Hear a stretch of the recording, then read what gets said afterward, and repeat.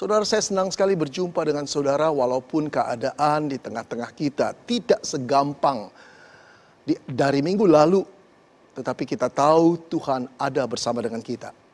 Oleh karena itu saudara, saya ingin sekali membawa saudara untuk memahami Keluaran 15 ayat 22 sampai dengan 27. Keluaran 15 ayat 22 sampai dengan 27 yang diberi judul oleh LAI di Mara dan di Elim. Saudara, demikianlah firman Tuhan. Musa menyuruh orang Israel berangkat dari Laut Teberau, lalu mereka pergi ke padang gurun Syur. 3 hari lamanya mereka berjalan di padang gurun itu dengan tidak mendapat air. Sampailah mereka ke Mara, tetapi mereka tidak dapat meminum air yang di Mara itu, karena pahit rasanya. Itulah sebabnya dinamai orang tempat itu Mara. Lalu bersungut-sungutlah bangsa itu kepada Musa dan kata mereka, "Apa yang akan kami minum?" Lalu Musa berseru-seru kepada Tuhan, dan Tuhan menunjukkan kepadanya sepotong kayu. Musa melemparkan kayu itu ke dalam air, lalu air itu menjadi manis. Di sanalah diberikan Tuhan ketetapan-ketetapan dan peraturan-peraturan kepada mereka. Dan di sanalah Tuhan mencoba mereka, firman-Nya. Jika kamu sungguh-sungguh mendengarkan suara Tuhan Allahmu dan melakukan apa yang benar di matanya dan memasang telingamu kepada perintah-perintahnya dan tetap mengikuti segala ketetapannya, maka aku Tuhan tidak akan menimpakan kepadamu penyakit manapun yang telah kutimpakan kepada orang Mesir, sebab aku Tuhanlah yang menyembuhkan engkau. Sesudah itu sampailah mereka di Elim. Di sana ada 12 mata air dan 70 pohon korma. Saudara-saudara, kisah yang akan saya ceritakan kepada saudara ini pernah saya baca di sebuah buku 30 tahun yang lampau. Tapi kisah itu masih tetap saya ingat, saudara. Terasa sekali keindahannya, terasa sekali makna dan pesannya. Saudara, dikisahkan ada sekelompok ahli botani yang sedang menjelajahi daerah terpencil di pegunungan Alpen, saudara. Mereka menyusuri pegunungan Alpen dengan satu misi, saudara, mencari bunga-bungaan yang baru spesiesnya. Berhari-hari mereka melakukan perjalanan di sana, berhari-hari mereka dikecewakan karena mereka tidak menemui bunga yang baru itu. Sampai satu hari, saudara, dengan teropong mereka lihat di bawah lembah ada pohon berbunga yang sangat unik dan langka. Mereka sangat tertarik karena mereka menyadari bahwa bunga itu sangat-sangat bernilai tinggi bagi penyelidikan mereka. Namun persoalannya bunga itu ada jauh di bawah lembah. Terlalu berbahaya untuk diambil oleh mereka. Saudara, ketika mereka dalam kebingungan, datanglah seorang anak desa yang melihat mereka dengan bertanya-tanya apa yang sedang mereka perbuat di sana. Ketika seorang ahli botani itu melihat sang anak, lalu dia mendekati dan berkata, "Nak, bisakah kamu menolong kami untuk mengambil bunga yang ada di sana? Coba lihat dengan teropong ini." Sang anak melihat bunga itu jauh ada di lembah. Pada waktu dia telah melihat, dia menengok lagi kepada ahli botani itu. Dan ahli botani itu tahu persoalan anak itu. Takut, cemas, tidak berani turun. Tiba-tiba dia mengeluarkan dompetnya, lalu mengeluarkan puluhan ribu dolar, saudara. Puluhan dolar maksud saya. Kemudian menunjukkan kepada sang anak dan berkata, "Ini untuk kamu, kalau kamu berhasil mengambil bunga itu. Jangan takut, nak. Kami mempunyai tali, kami akan ikat di pinggangmu, kami akan turunkan engkau dengan tali. Kami yang memegang di atas. Tolong bantu kami. Ini uangnya." Saudara, anak itu melihat uang dan tergiur. Belum pernah dia mempunyai uang sebanyak itu. Tiba-tiba anak itu berkata, "Oke, aku ingin uang itu. Aku juga akan mengambil bunga itu. Tapi tunggu sebentar di sini." Lalu dia berlari menghilang entah kemana. Tanpa membiarkan para ahli botani itu bertanya, si anak mau kemana? Saudara, tak berapa lama si anak desa itu datang bersama dengan seorang dewasa yang tegap dan sederhana. Lalu dia berkata, "Tuan, aku ingin mengambil bunga itu. Aku ingin uang yang kau berikan. Tapi izinkan orang itu memegang talinya. Aku akan turun." Saudara, seorang ahli botani itu menatap mata anak itu dan berkata, "Siapakah orang ini?" "Dia adalah Bapakku. Aku percaya di tangan Bapakku, aku aman. Serahkanlah tali itu kepada dia." Saudara-saudara, setelah itu anak itu pinggangnya mulai diikat dengan tali dan bapaknya mulai memegang. Dia turun tanpa rasa cemas, tanpa rasa takut, saudara. Mengapa, saudara? Karena dia tahu bapaknya. Karena dia kenal bapaknya. Bukan cuma kuat tenaga bapaknya untuk menahan dia, tapi dia lebih daripada itu, dia tahu isi hati bapaknya yang sangat menyayangi dia. Karena itu dia berkata, "Aku percaya di tangan Bapakku aku aman." Saudara yang dikasihi di dalam Tuhan Yesus Kristus, sama seperti anak desa yang menggantung hidupnya di tangan Bapaknya. Demikianlah sebenarnya hidupmu dan hidupku. Digantung di atas sebuah tali, saudara, yang dipegang oleh Bapak kita. Tapi bukan Bapak jasmani kita, melainkan Bapak surgawi. Yang memegang tali kehidupanmu dan tali kehidupanku. Dia penuh kuasa dan kita tahu hatinya begitu baik kepada kita. Dia adalah pribadi yang nyata. Dia pribadi yang maha kuasa. Dia pribadi yang sungguh-sungguh konsen terhadap engkau dan aku. Dia memilikimu. Dia tidak membiarkan engkau jatuh tergeletak di dasar jurang yang gelap. Tidak. Saudara yang dikasihi Tuhan, biarlah kita percaya bahwa kita aman di tangan Bapa kita. Saudara-saudara, hari-hari belakangan ini, kebanyakan kita hidup di dalam suasana ketidakpastian. Dipenuhi dengan tanda tanya yang besar. Apakah esok kita masih punya pekerjaan? Apakah esok kita masih punya penghasilan? Apakah esok tabungan kita cukup? Apakah esok orang-orang yang kita cintai masih ada? Terbaring sakitkah atau masih sehat? Atau kita sendiri, saudara, apakah esok kita masih hidup? Saudara, suasana seperti ini sungguh-sungguh tidak mengenakan siapapun. Berada dalam satu ketidakpastian membuat kita goncang iman kita. Perasaan pesimis, apatis menyelimuti siapapun dalam keadaan demikian. Namun saudara, dalam keadaan demikian justru kita harus tetap beriman kepada Tuhan. Kita harus tetap percaya bahwa di tangan Bapak kita, kita aman. Saudara, keyakinan seperti ini yang tidak dimiliki oleh orang-orang Israel. Ketika mereka keluar dari tanah Mesir setelah dibebaskan Allah dari penjajahan bangsa Mesir. Pada mulanya, saudara, mereka begitu gembira ketika mereka dibebaskan oleh Tuhan dari penjajahan bangsa Mesir. Mereka bernyanyi, bersorak-sorai, mereka memuji Tuhan. Tetapi Alkitab mengatakan setelah mereka memasuki padang gurun Syur, saudara. Berjalan di padang gurun yang tandus, kering, penuh debu, menyengat dengan sinar matahari yang begitu kuat. Mereka tidak mendapatkan air selama 3 hari. Saudara, persediaan air mereka mulai menipis. Anak-anak mulai menangis. Orang dewasa mulai tercekik kerongkongan mereka karena mereka harus mengirit minum air itu. Sungguh menyiksa, saudara. Berjalan di padang gurun yang tandus seperti itu selama 3 hari tanpa mendapat air.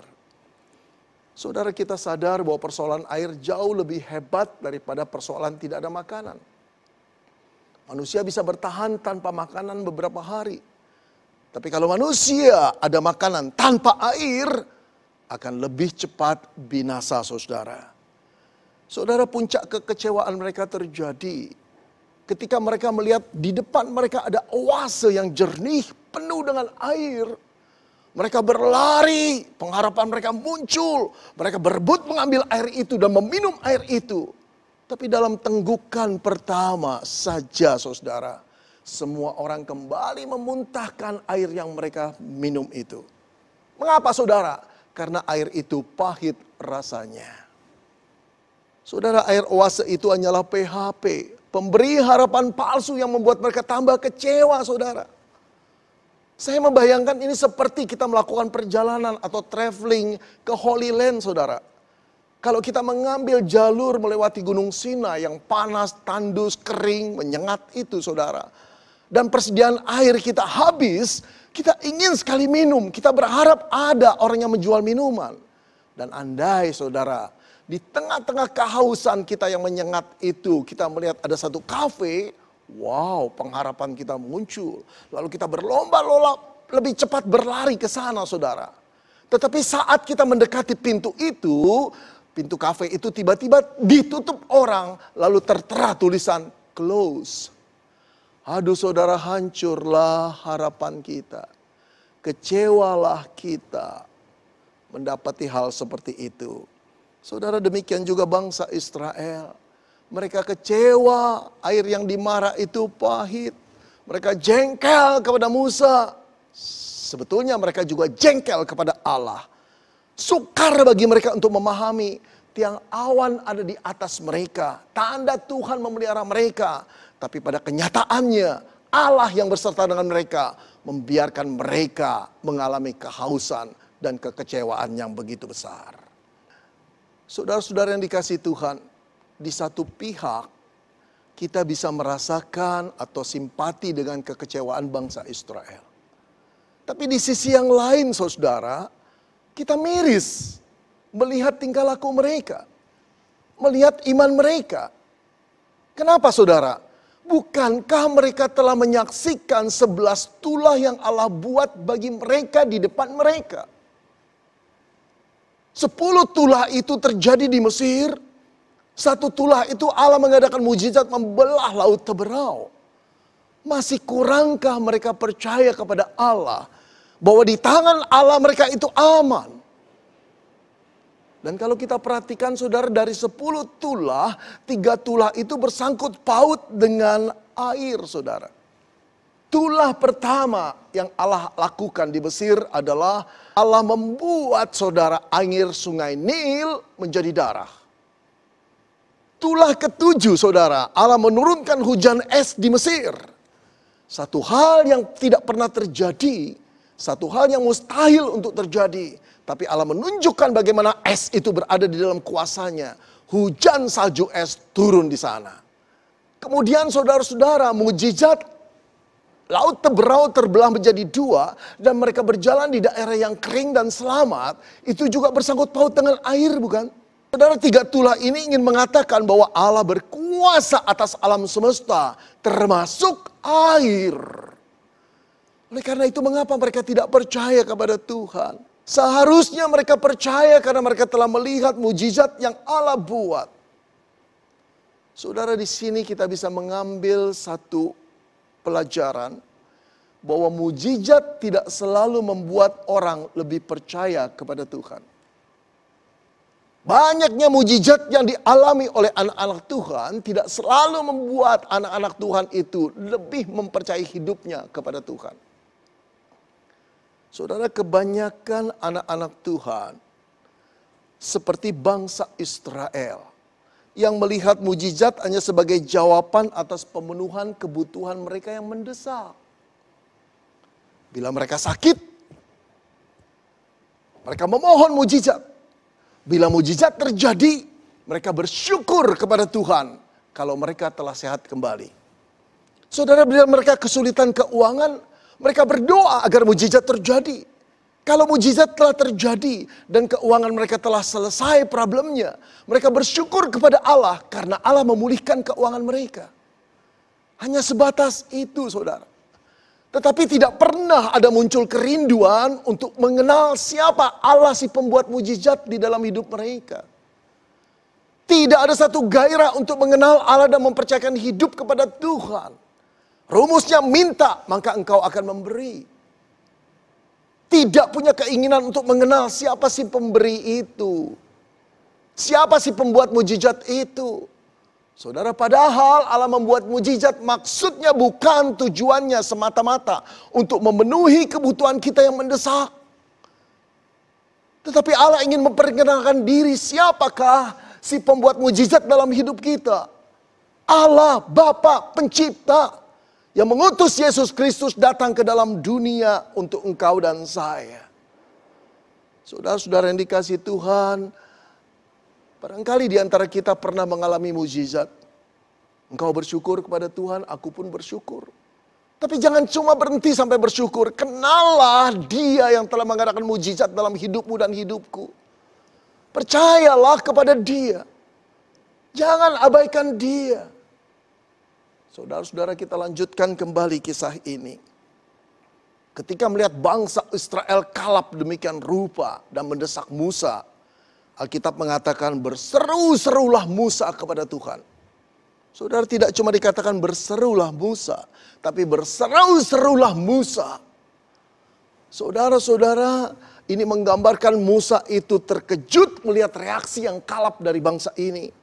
Ia baru saja memimpin bangsa ini, sehingga ia belum mengenal kekerasan dan kedegilan hati bangsa ini, saudara. Lalu Alkitab berkata, Tuhan menunjukkan kepada Musa sepotong kayu. Lalu Musa melemparkan kayu itu ke air yang ada di Mara. Dan ketika mereka mencicipi air yang di Mara itu, air pahit itu telah berubah menjadi manis. Mukjizat terjadi lagi buat orang-orang Israel yang degil dan bebal. Saudara, betapa panjang sabarnya Tuhan. 11 mukjizat seharusnya cukup bagi bangsa Israel untuk mempercayakan hidup mereka kepada Tuhan. Tapi Allah masih menambah satu mukjizat lagi. Agar mereka sungguh-sungguh mengenal Dia dan percaya bahwa di tangan Dia Israel aman. Saudara, setelah mereka meminum air yang di Mara itu, dahaga mereka terpuaskan. Lalu Alkitab berkata, di sanalah diberikan Tuhan ketetapan-ketetapan dan peraturan-peraturan kepada mereka. Dan di sanalah Tuhan mencoba mereka. Saudara, setelah Tuhan memuaskan dahaga mereka, Tuhan tidak berhenti sampai di sana. Setelah Tuhan memuaskan dahaga mereka, menyusullah pengajaran Tuhan kepada mereka. Didikan Tuhan kepada mereka. Lalu dikatakan Tuhan mencoba mereka dan firman-Nya. Jika kamu sungguh-sungguh mendengarkan suara Tuhan Allahmu dan melakukan apa yang benar di matanya dan memasang telingamu kepada perintah-perintahnya dan tetap mengikuti segala ketetapan-ketetapannya, maka aku, kata Tuhan, tidak akan menimpakan kepadamu penyakit manapun yang telah kutimpahkan kepada orang Mesir. Sebab aku Tuhanlah yang menyembuhkan engkau. Oh saudara yang dikasihi Tuhan, betapa sabarnya Tuhan. Dia mengadakan mukjizat sekali lagi, kemudian Dia mendidik bangsa Israel untuk percaya kepada Dia. Bahwa di tangan Dia Israel aman. Saudara yang dikasihi Tuhan, janganlah kita seperti bangsa Israel. Yang degil dan bebal, sulit percaya kepada Tuhan. Walaupun telah mengalami begitu banyak mukjizat. Saudara, kita seharusnya menjadi umat yang jauh lebih percaya kepada Tuhan Bapa kita. Karena apa? Karena kita telah mengenal Yesus.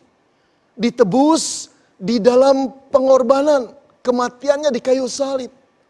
Dialah yang memberikan gambaran tentang Allah pencipta kita jauh lebih jelas daripada bangsa Israel yang ada di padang gurun.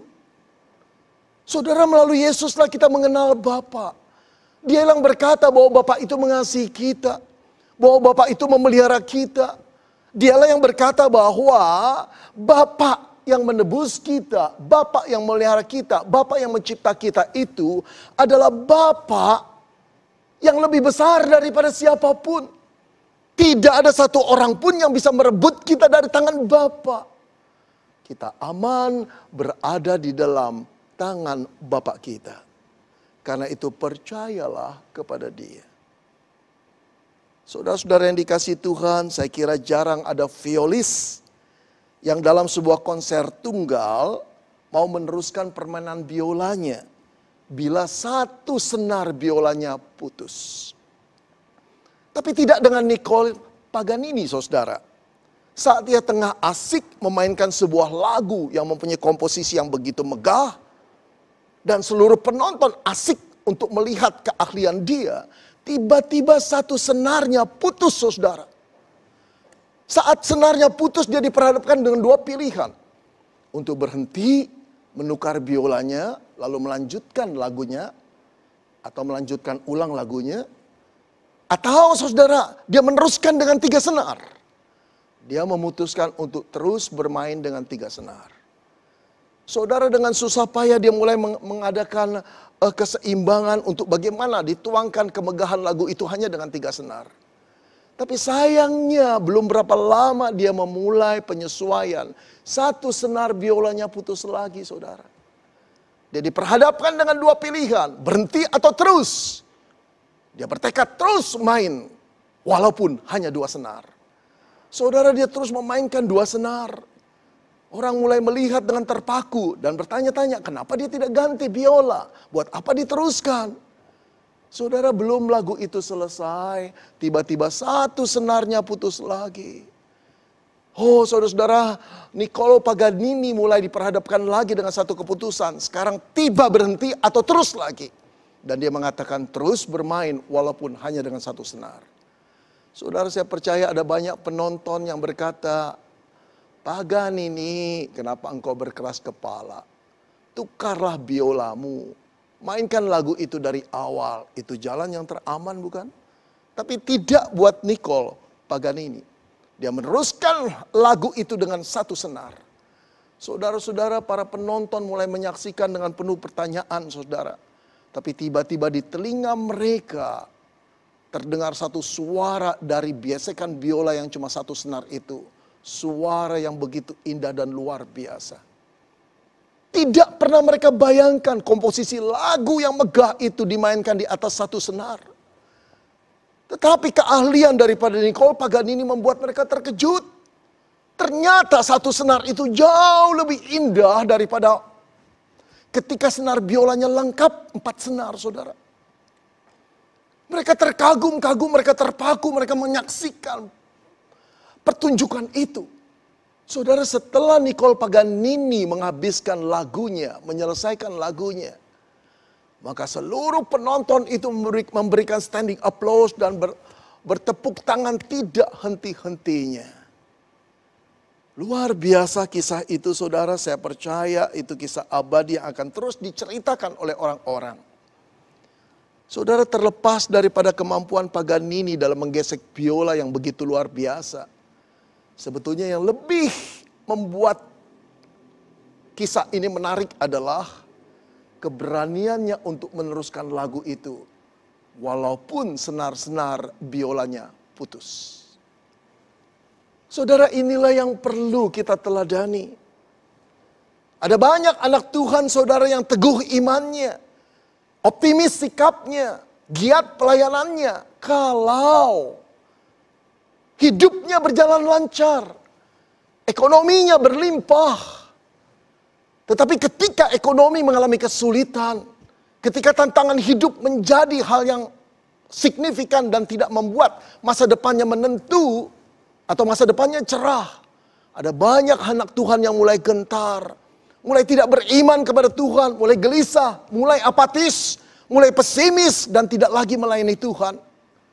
Oh, saudara-saudara yang dikasihi Tuhan, kalau Paganini berani bermain di atas 1 senar, ketika senar-senar yang lain telah putus, kalau Paganini bertekad untuk menyelesaikan lagunya di dalam keadaan yang tidak wajar, tidak normal, mengapa kita tidak berani meneruskan hidup kita?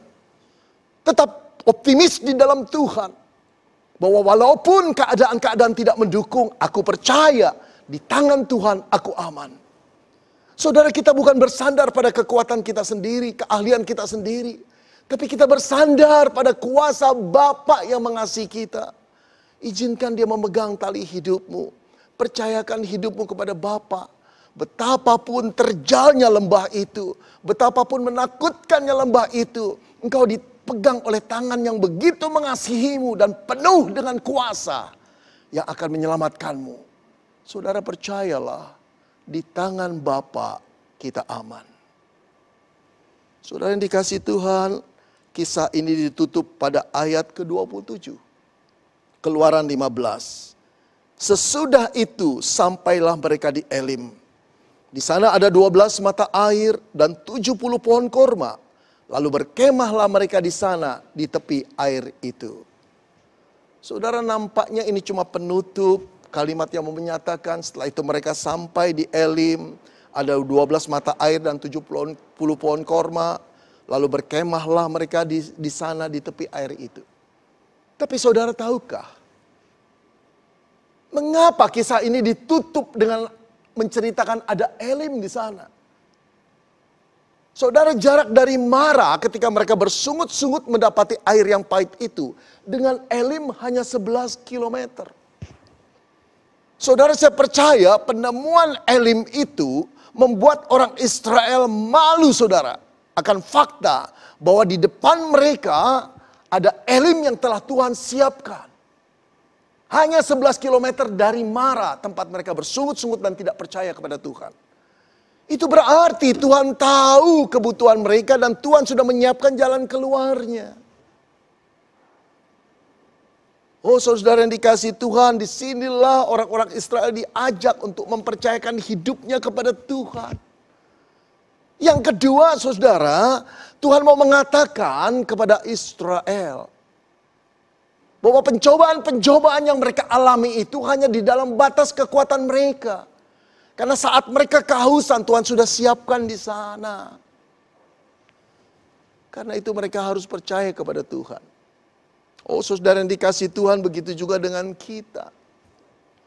Saat kita bingung akan penghasilan kita, tabungan kita menipis, pekerjaan kita tiada lagi. Pencobaan-pencobaan yang berat ini dari mata Tuhan tetap pencobaan biasa. Biasa bukan berarti dalam ukuran kita menanggungnya. Biasa karena dia tahu kekuatan itu berasal dari Tuhan yang akan dibagikan kepada kita. Saat pencobaan itu sudah mau melampaui batas kekuatan kita, dia memberikan kekuatan yang ekstra. Atau dia mengangkat problem itu sehingga terbebas. Kita lepas. Siapa yang mengangkat problem itu? Siapa yang memberi kekuatan? Tangan Bapa yang mengasihimu dan mengasihiku. Saudara, belajarlah untuk mempercayai Tuhan dengan menyerahkan persoalan kita kepada Tuhan. Yakinlah bahwa di tangan Bapa we are safe.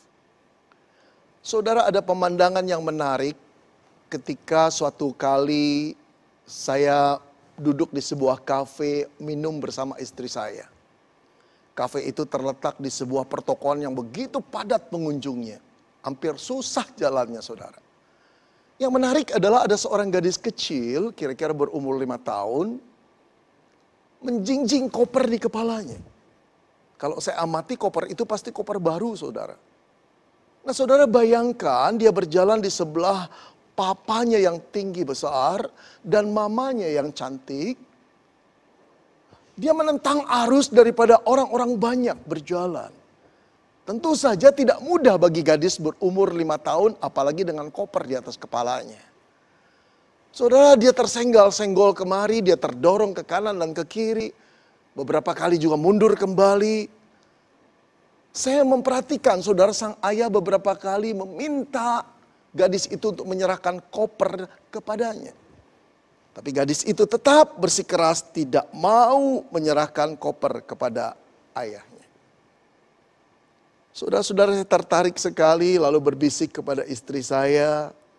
Dan saya berkata, ada banyak orang Kristen yang mirip dengan gadis kecil itu. Dia tidak mau percaya kepada Tuhan. Bahwa di tangan Tuhan, dia aman. Saudara, jangan seperti gadis kecil yang lugu, yang tidak mengenal papanya dengan baik. Kita mengenal Allah. Kita telah diselamatkan oleh putranya. Dia rela memberikan putranya demi engkau dan saya. Dia Bapak dari anak yang hilang yang selalu menunggu kita dengan penuh kasih sayang. Dia Bapak yang menggenggam engkau dan saya dengan tangan yang penuh kuasa. Tidak ada seorang pun yang bisa merebut kita dari kasih Bapak karena dia lebih besar daripada siapapun. Tuhan tahu persoalan hidupmu dan hidupku. Tuhan tahu kesusahan hidupmu dan hidupku sekarang ini. Bahkan juga Tuhan tahu hari esok apa yang akan terjadi. Barangkali tidak tambah baik, tapi tambah sulit. Tapi seharusnya kita tahu saudara, keadaan apapun boleh berubah. Senar-senar kehidupan kita boleh putus dan kita hanya berjalan pada satu senar. Tapi percayalah, senar yang ada di tangan Bapa itu akan memelihara hidupmu dan hidupku dan tidak pernah mengecewakan. Dia ingin berkata kepadamu dan kepadaku bahwa di tangannya engkau dan aku aman. Saudara, yuk kita datang kepada Tuhan. Saudara, yuk kita kembali mempercayakan hidup kepada Tuhan. Kau dan saya aman di tangan Bapa kita. Karena Dia Allah yang mengasihi kita. Bahkan putranya sendiri diberikan bagi engkau dan saya. Adakah lagi yang ditahan-tahan dari dirinya untuk mengasihimu dan mengasihiku? Saudara, percayalah sekali lagi, di tangan Bapa kita aman. Amin.